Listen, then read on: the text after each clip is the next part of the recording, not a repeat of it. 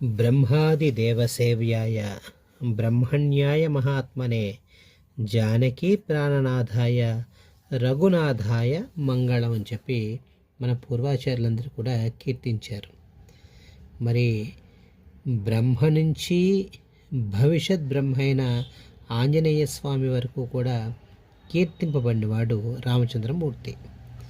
అటువంటి రామచంద్రమూర్తికి బంటులాగా తాను ఉండటమే కాకుండా ఆ రామనామంతో మనకి వచ్చే అన్ని రకాల క్లేశాలను కూడా పోగొట్టే ఒక వైద్యుడు మనకి ఆంజనేయ స్వామి.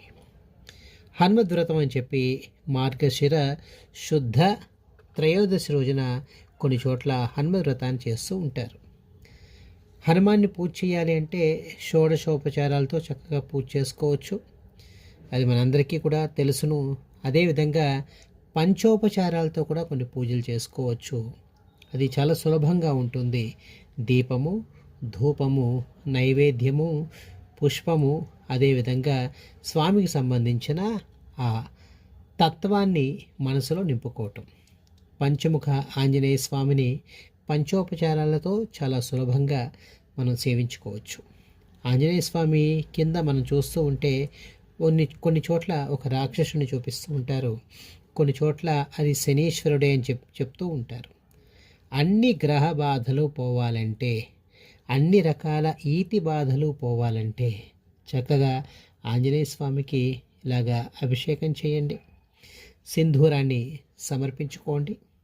అదేవిధంగా ఆకు పూజ అంటూ ఉంటాం, తమలపాకులతో చక్కగా స్తోత్రాన్ని చేయండి.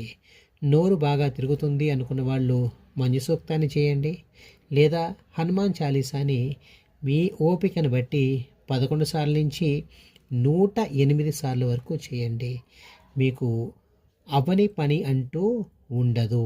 ఎందుకంటే అసాధ్య సాధక స్వామిన్ అని చెప్పి మనం ఎప్పుడూ చెప్తూ ఉంటాం స్వామి గురించి.